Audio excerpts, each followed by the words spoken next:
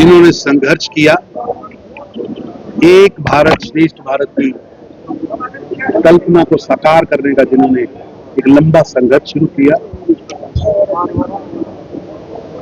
कुछ लोगों ने जम्मू कश्मीर को जंजीरों से बांधने का प्रयास किया था। उन जंजीरों को तोड़ने का काम उस अमर शहीद श्यामा प्रसाद मुखर्जी ने शुरू किया था और उनका बलिदान जम्मू कश्मीर के लिए कश्मीर की धरती पर जम्मू कश्मीर को तोड़ना चाहिए, अलग रखना चाहिए और उनका जो काम बचा था उसे पूरा करने का काम 5 अगस्त 2019 को भारत के प्रधानमंत्री श्री नरेंद्र मोदी जी ने 370 और 35 से तोड़कर पूरा किया, जिसके कारण देश के लगभग 122 जनहित के कानून, यहाँ की बेटियों को अधिकार मिले, यहाँ के गरीब, गुज्जर, बकरवाल, उन लोगों को अधिकार मिले, यहाँ सरकार से प्रश्न पूछने का नौजवानों को अधिकार मिला, आगे बढ़ने का मौका मिला। श्यामा प्रसाद मुखर्जी का बलिदान बहुत बड़ा बलिदान है और उनका बलिदान जम्मू कश्मीर के नागरिकों के लिए था। लेकिन आज तक जम्मू कश्मीर की सरकार ने, जो समय शेख अब्दुल्ला की सरकार थी, आज उनके पोते उमर अब्दुल्ला जी सरकार चला रहे हैं। किन परिस्थितियों में उनकी मृत्यु हुई,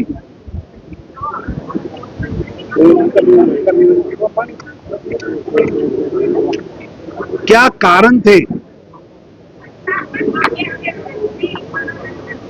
कौन उसके लिए जिम्मेवार है, उनको गिरफ्तार किस कानून के अंतर्गत करके इतनी कठोर सजा दी गई, आज तक चुप्पी साधे बैठे। देश जानना चाहता है कि एक सत्याग्रही के साथ इतना करूर व्यवहार और उसकी इंडिपेंडेंट जांच या तो हुई नहीं, अगर हुई तो उसको प्रकाशित नहीं होने दिया। ये दुर्भाग्य है। आज ये वर्ष उनके 125वीं वर्षगांठ का वर्ष है और आज 23 जून उन्होंने कश्मीर की धरती पर जम्मू कश्मीर के लिए बलिदान दिया।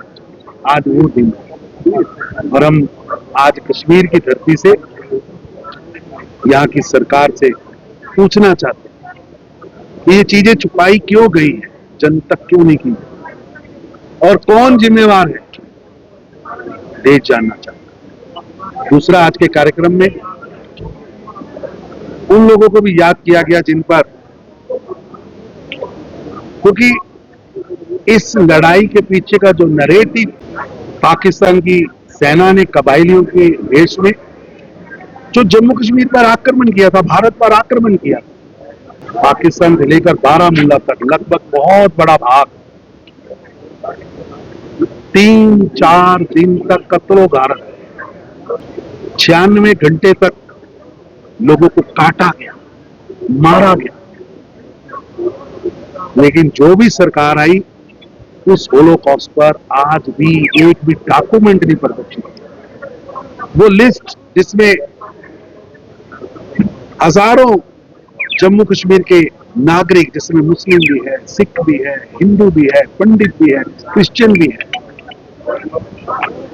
कितनी बेटियों का बलात्कार हुआ, कश्मीर की बेटियां, जम्मू कश्मीर की बेटियां नहीं, भारत की बेटियां, उसको प्रदर्शित नहीं किया, उसको छुपाने का प्रयास किया। मेरी सरकार से निवेदन है, गोल्ड आर्काइव में से निकालकर जनता को बताना चाहिए। हम जर्मन में होलोकास्ट को तो मना रहे हैं, जो कश्मीरियों के साथ होलोकास्ट हुआ उसे क्यों नहीं दिखाया जा रहा? वो क्रूरता जिसने बारामूला का पूरा बारामूला और उससे पीछे लगातार हर शहर को जला दिया, लूट लिया, तो किनका पैसा लूटा था पाकिस्तान के साथ? यहाँ के नागरिकों का। किनकी अस्मत लूटी थी? यहाँ की बेटियों की, हमारी बेटियों की। उसका होलोकास्ट का दिन मनाना चाहिए उस पर प्रदर्शनियां लगनी चाहिए ताकि देश के नागरिकों को पता लगे कि ये आजादी, ये जम्मू कश्मीर की, भारत की आजादी बहुत रक्त, बहुत बलिदान से आई। और मैं ट्रिब्यूट करता हूं जहां श्यामा प्रसाद मुखर्जी जी को, वहीं उन नागरिकों जिनकी हत्या पाकिस्तान की सेना ने की। और हमारी कमिटमेंट है कि पूरा का पूरा कश्मीर हमारा है, पग पग भूमि हमारी मातृभूमि है, जिस पर आज पाकिस्तान बैठा है, वो भी हमारे नागरिकों की जमीन है। जम्मू कश्मीर पूरे का पूरा हम जीरो टॉलरेंस ऑन करप्शन पर भारतीय जनता पार्टी लगातार काम कर रही है। और कांग्रेस पार्टी के अध्यक्ष हों या कांग्रेस पार्टी के प्रधानमंत्री पद के सो कॉल्ड उम्मीदवार हो, वो आज भी जमानतों पर हैं, भ्रष्टाचार, जालसाजी, धोखाधड़ी, लूट खसूट। पंजाबी में कहावत है, छाछ ते बोले छाननी की। जिनका किरदार खुद दागदार है, वो सामने वाले पर प्रश्न उठाता। पार्लियामेंट्री कमेटी सभी जगह जाती रहती है, यहां भी आई है। अब तो जम्मू कश्मीर प्रधानमंत्री मोदी जी ने टूरिज्म कैपिटल बनाया था, बीच में छोटा सा ड्रॉप आया, हम वापिस आए हैं, बाउंस बैक किया है। और मेरे को गर्व है जम्मू कश्मीर पर, जिसने इंटरनेशनल कॉन्फ्रेंस को होल्ड किया, G20। देखो छोटी बात नहीं है, आज अंतरराष्ट्रीय कार्यक्रम यहां हो रहे हैं। और मैं आपके माध्यम से पूरे देश और दुनिया को कहना चाहता हूं कि किसी भ्रम में मत रहिए, जम्मू कश्मीर आइए। जम्मू कश्मीर विश्व में कहीं स्वर्ग है तो जम्मू कश्मीर है। केवल व केवल कुछ शक्तियां इसे बदनाम करने का प्रयास करती रही हैं। ये सद्भावना की धरती है, ये ऋषियों, मुनियों, पैगंबरों, फकीरों, गुरुओं की धरती है।